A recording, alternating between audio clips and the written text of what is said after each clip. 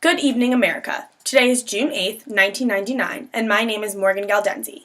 I am here today to report on the Dioxin crisis in Belgium.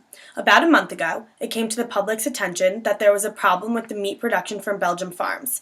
Health inspectors noticed the issue in January of this year, but it was not reported about and nothing was done until May.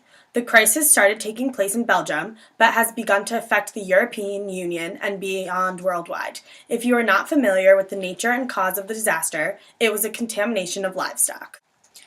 Tanks that were previously used to hold industrial and mineral oil are now used to hold animal fats that are employed in the production of animal feeds. These tanks were not properly cleaned, and the fats became contaminated due to the dioxin-bearing oil residues. For those of you that are unaware, dioxin is a highly toxic compound produced as a byproduct in some manufacturing processes. This uncleanliness overall affected eggs, chicken, pork, and beef.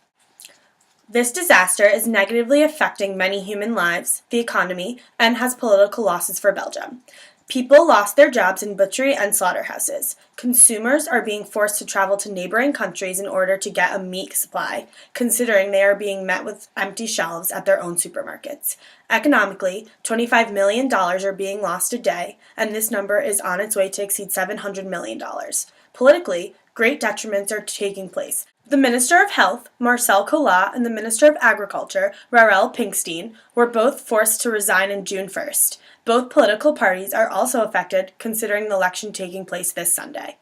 Hi, my name is Morgan Galdenzi, and I was wondering if I could ask you some questions involving the current dioxide crisis? Yeah, sure.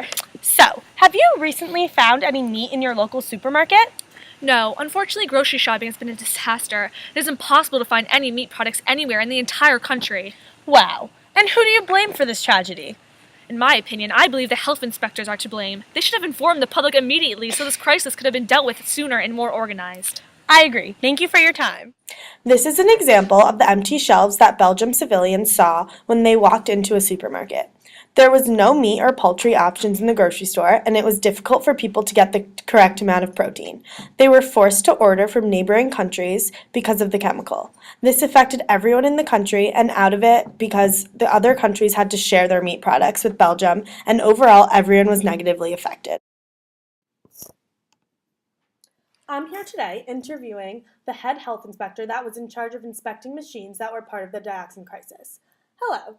I'm here to ask you some questions regarding the dioxin crisis. Okay, what can I help you with?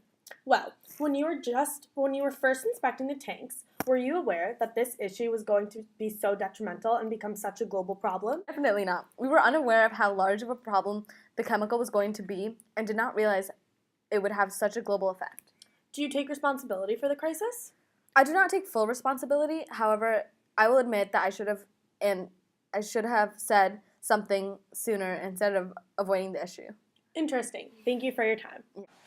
Currently, all Belgian products are being banned from the European Union, and America has refused to allow any European food into the country. The newspapers are referring to the tragedy as a human and economic catastrophe. Many foods are being banned from the market, even though they seem not directly related. Some examples include mayonnaise, soups, bakery products, cakes, desserts, and all foods containing beef and pork. This is because these foods all contain 2% or more of eggs, which could be vital to human health. I hope this was an informationer to all you Americans who are confused about the crisis. Goodbye and good night.